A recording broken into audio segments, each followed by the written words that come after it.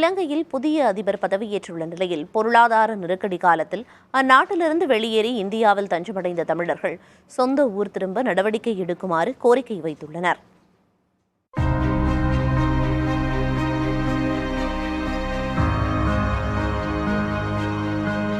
பிள்ளைகளை வச்சு பாதுகாக்கிறதுக்கெல்லாம் இருந்தும் எங்களுக்கு வேறு மேற்கொண்டு செய்கிறதுக்கு எந்த ஒரு இதுவும் இல்லை. ஏன்னாண்டா ஆதார கார்டு இல்லை, நிவாரணம் இல்லை, எதுவுமே இல்லை. நாங்கள் வர்ற சாப்பாடை மட்டும்தான் சாப்பிட்டுட்டு இருக்கிறோம். நாங்களாக வேலைக்கு போனால் மட்டும்தான் எங்களுக்கு தேவையான இதுகளை நாங்கள் மேற்கொள்ளலாம்.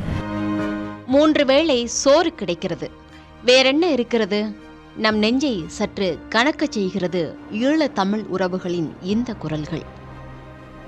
2022ஆம் ஆண்டு இலங்கை சந்தித்த பொருளாதார நெருக்கடியால் கொழும்பு உள்ளிட்ட இடங்களில் போராட்டம் வெடித்தது.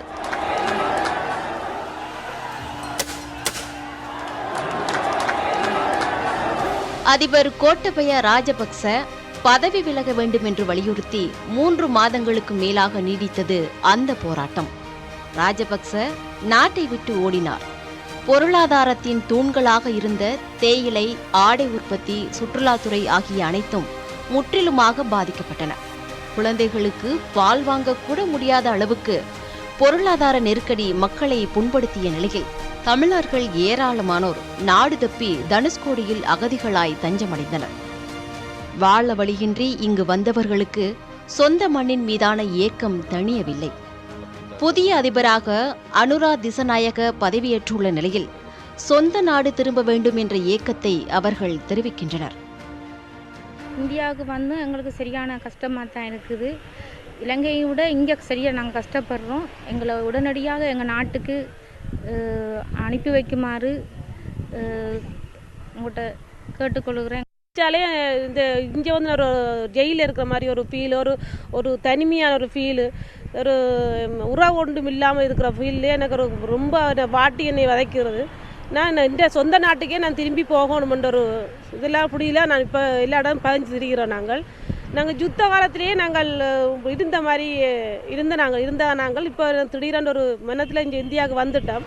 போர்க்காலத்திலேயே இலங்கையிலேயே இருந்த தாங்கள் பொருளாதார நெருக்கடியில் ஏன் வந்தோம் என தெரியவில்லை என்கின்றனர். உறவுகளை சேர வேண்டும் என்றும் கூறுகின்றனர். நாங்கள் வர்ற சாப்பாடை மட்டும்தான் சாப்பிட்டுட்டு இருக்கிறோம். நாங்களாக வேலைக்கு போனால் மட்டும்தான் எங்களுக்கு தேவையான இதுகளை நாங்கள் மேற்கொள்ளலாம். அப்படி இருந்த இடத்துல எனக்கு இங்கே எங்களுக்கு 13 குடும்பம் இருக்கிறோம். இதில் இருந்து நாங்கள் வெளியாகிறதுக்கு எங்களுக்கு ஏதாவது ஒரு உதவி செய்து எங்களோட நாட்டுக்கு எடுக்குமாறு நாங்கள் வேற ஒரு கோரிக்கையும் நாங்கள் கேட்கல. எங்களோட நாட்டுக்கு எங்களை எடுக்கணும், அதோண்டு தான் கேட்குறேன். மற்ற மேற்கொண்டு இங்கே இருக்கிறவங்க வந்து எந்த ஒரு இதுவும் இல்லாமல் இருக்கிறாங்க. என்னென்னு சொன்னால் குடியுரிமைன்னு சொல்லி அவங்களுக்கு எதுவுமே கொடுக்கல. அவங்களுக்கு இந்த குடியுரிமையை கொடுத்து அவங்களே நிரந்தரமாக இங்கே சந்தோஷமாக இருக்க வச்சு விட்டால் அதுவும் எங்களுக்கு பெரிய ஒரு சந்தோஷம்.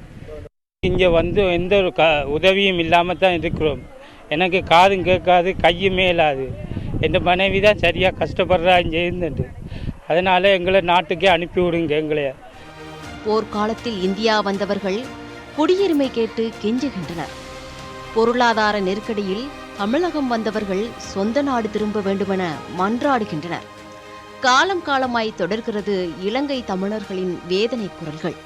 புதிய தலைமுறைக்காக ஒளிப்பதிவாளர் வினோவுடன் ஆனந்தன்.